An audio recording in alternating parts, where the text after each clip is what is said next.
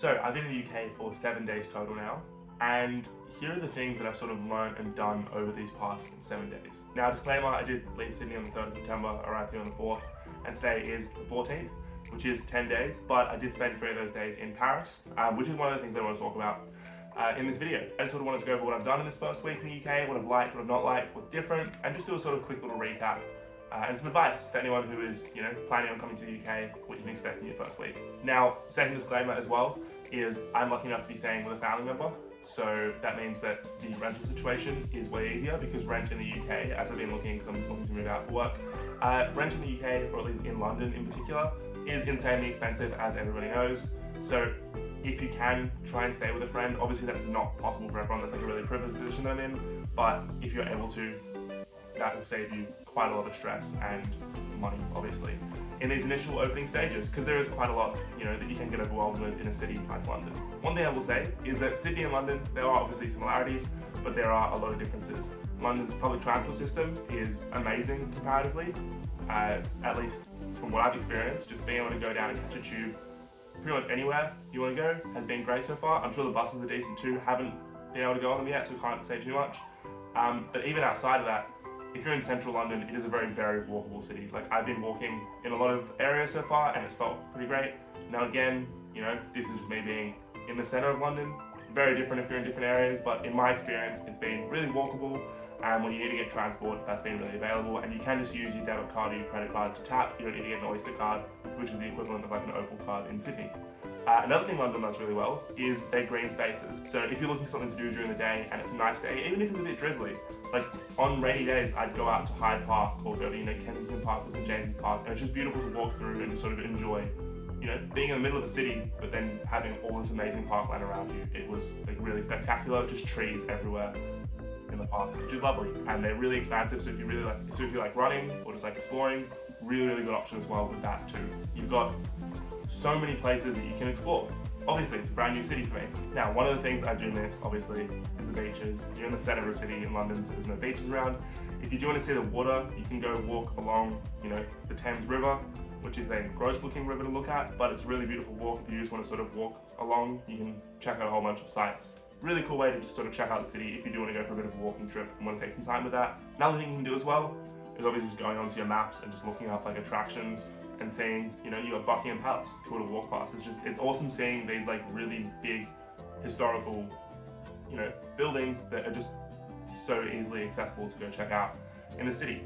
Another really exciting thing that I've done since I've arrived here is going to museums. So if you do enjoy museums, a lot of them are free. I'm not sure if most of them are, but a majority of the ones that I've been to have been free so far. So the British Museum, the Natural History Museum, I think the Tate as well. Like, if you want to check them out, just look up on your maps, free museums, or even just search for the museum, and it will say if tickets are needed and if it's free or not, which is great. So if you want you want to get out of the rain, or if you just want to go explore a museum for a bit, you can go to some of these incredible museums for free, which has been really amazing. So far, I've only had 2 nights out, one of which was in Soho, one of which was in Shoreditch.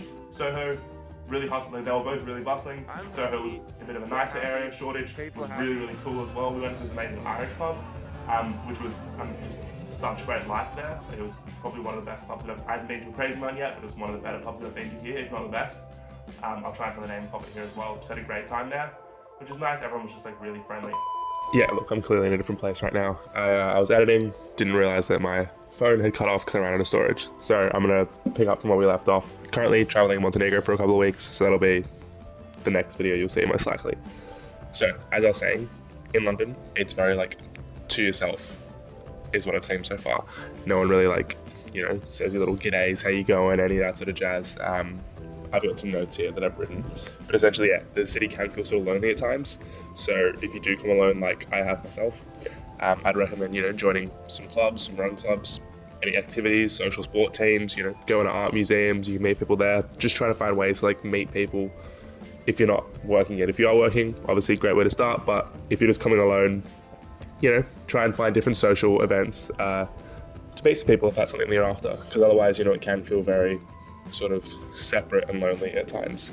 On the topic of sort of negative vibes, which I'm gonna brush over because nothing's really happened, knock on wood.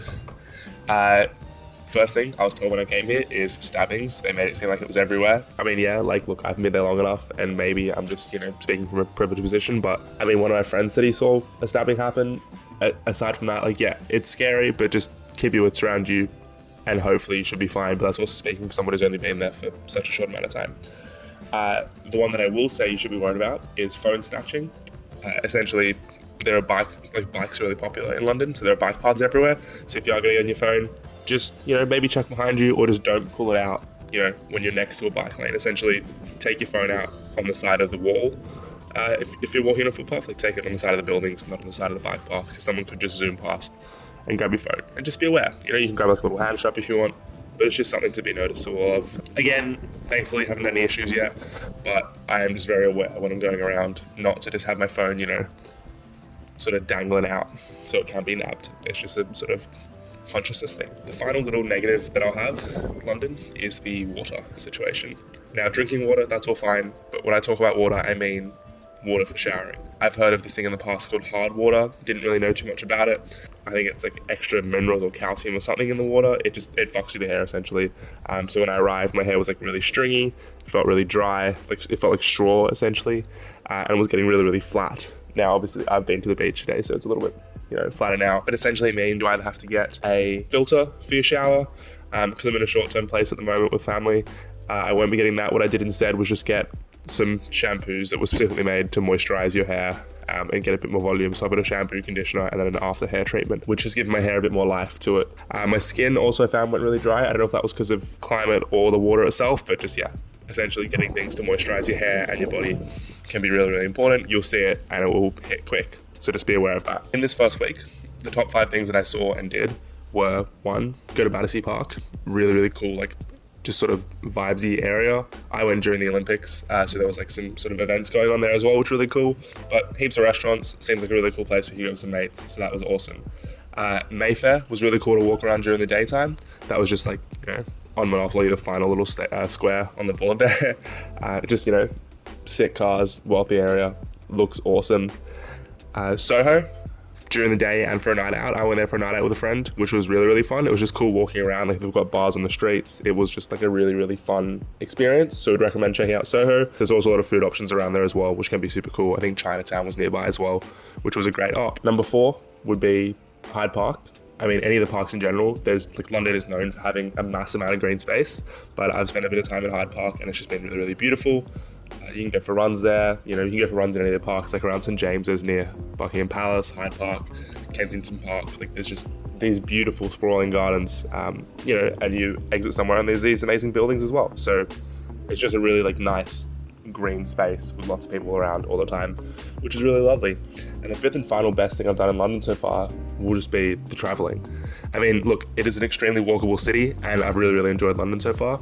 But one of the big pros of coming to the UK was just the ease of access for traveling, to Europe and outside. When you're from Australia, coming to Europe is a 24-hour trip. Now it's 2 hours. It can be an hour if I want to go to France, which is what I did my second week of arriving in London. Like, I went to Paris for the Olympics. I just booked it a couple of days before. Super cheap flights, super cheap accommodation if you go for hostels, which I did for the first time, which is a whole other thing. But yeah, it was just amazing. Like, really, really awesome travel opportunities from London, which is great. I mean, you can see right now, I'm in Montenegro. Actually, just going from country to country is just insanely accessible, which has been incredible. So I'm really, really happy with that. I've got an up card, which has been amazing for traveling throughout Europe.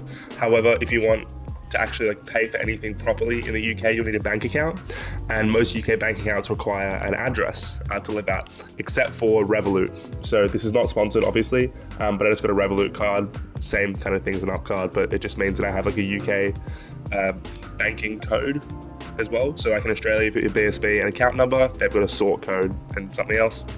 It just means you can use you can sign up to, a phone plan, or I assume rentals as well, with a UK bank account, which is great. You can also use a Wise card as well for that, whatever sort of your preference with that situation. Now, if I can give an ultimate sort of tip for someone coming, not just to London, but to anywhere on holidays, whether it's Europe, America, Australia, anywhere, and you want to seem like a local and not constantly pulling at your phone, wondering where to go, I would say get an AirPod or one little singular headphone. I've just got some Google ones. Just pop one headphone in and put your maps onto the voice thing, you know, where it speaks out the map's direction to you. Usually when I'm using maps, I'll never have that on because it's kind of annoying. However, when you're walking around the streets, if I just put in like my address to Hyde Park or my address to, you know, Harrods or like Palace or anywhere like that I want to go, and I just have the maps in my ear, it's super helpful because not only does it sort of tell you exactly where you're going to turn, it also tells you obviously what the street names are. And in London, unlike in Australia, it's not street signs. Like the street signs are sort of put on the actual buildings themselves. So it really gets you to sort of look out for where the actual streets are, and like you sort of figure out your environment pretty quickly, as opposed to just having to pull out and look, okay, am I going left, right, left, right? Like you obviously still can do that, but I found it really helpful just to have that in because it just looks like you listen to music. Like no one thinks that you're, you know, a tourist and don't know what you're doing, and you can walk with purpose if that's what you want to do as well. And I've just found it really helpful to constantly have like, you know, a little headphone in at all times if I'm going, if I'm trying to find directions to somewhere. That's been super duper helpful. Now, final little tip, I guess, for my first week in London is cheap food options. Now, I've got 3 for you. First one is obviously meal deals. Like if you want something cheap, you can just get a meal deal from Tesco, or you can just get a meal deal from like any of the supermarkets. Tesco meal deals are the most famous ones. It's like $3.60 or something, like something super cheap. You just sign up for like a club card. Their little like rewards card is free as well. It brings the price down a little bit. You get a main, a snack, and a drink. So, you know, a sandwich or a wrap. And then a snack would be, you know, chips, chocolate, fruit, whatever you want, and then a drink. So that's a super affordable option for lunches. Another option is a place like Itsu. It's a Japanese chain. They've got like sushi, they've got like bento box sort of vibe. At the end of each day, half an hour before closing, they have half price off everything. My third suggestion would be a place called Too Good To Go, which is an app where essentially for a bunch of restaurants in your area or around London, they have these like surprise bags where you're able to reserve it ahead of time, and it gives you like a significant percentage off a little goodie bag selection from a restaurant. Big discounts. You can only get them at certain times, so it's usually like an end of the day situation. So, you know, whatever stock they haven't sold. I mean, I found some decent options for just like affordable food. You can get it for like, you can get like 2 mains sometimes in a side for like £4, as opposed to usually costing like 15. So you can get it significantly cheaper than what it would be in normal times. Obviously, it is end of the day and you've got to wait for that and you don't know what you're gonna get. So I would recommend just looking at the, you know, little review stars on each of them, on each of the restaurants that you choose. If it's anything above 4 stars, it's usually a good op. And if you're not 100% sure, just go on TikTok, look up, say the restaurant name and then Too Good To Go, and it'll show you a bunch of people who've had these Too Good To Go bags and what they get in it, and it sort of gives you a general vibe of what you're after. So yeah, that's my first week in London. It was incredible. I had like a really, really great first time. I would highly, highly recommend. If you want to keep watching along my journey of me like moving to the UK, please do chuck a subscribe, you know, like, subscribe, the whole lot. If there's anything you think I should do or any questions you have, just leave them in the comments down below. And I'll see you next time for the next installation of my traveling to London vlogs, if you can call this a vlog. Thanks, see ya. I've had a great time these past 4 days, you know. Explored a bunch of different areas that I didn't think I would. I think tomorrow will mark our 7th day, so a full week days in London, because we spent about 2.5 in Paris. And I've had a really, really, really nice time so far. Like, it's just been, I've had a really, really, really good time here. You know, I'm, for obviously, you know, it's not 100% of the time, and I'm not 100%, you know, ecstatic all the time, but for the first time in a long time, I can say I'm feeling, you know, relaxed about my situation. I'm feeling happy, you know, you're not gonna feel happy all the time, but I'm feeling majority of the time I'm feeling pretty happy. Feeling mostly relaxed, and yeah, I think it's just been like a really good little reset, I'll be honest. I guess now when I say thanks for coming along for this journey tonight. Obviously I didn't film a crazy amount because I'm not going to do that too much in public, but I had a good time. I had a really good time. I'm trying to film a little bit more around London, you know, get a little bit more comfortable with this whole thing. It feels really comfortable right now because no one's around. So again, I'm sure I can put like a counter or tally here on how many times I said I'm happy, I'm feeling happy or positive, whatever, but I genuinely am. I really, really am. And so with that, I'm gonna say good night to you for now. Hopefully good night to me.